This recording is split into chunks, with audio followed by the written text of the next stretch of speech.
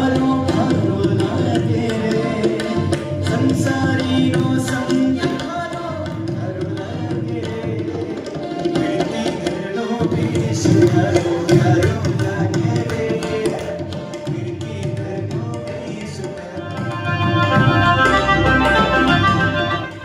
એમ સાધુ પદને પણ જીવનમાં લાવવા માટે સૌથી પહેલો આપણો માર્ગ સંસારની અંદર બતાવ્યો છે એ સામાયિકથી આપણી શરૂઆત થાય।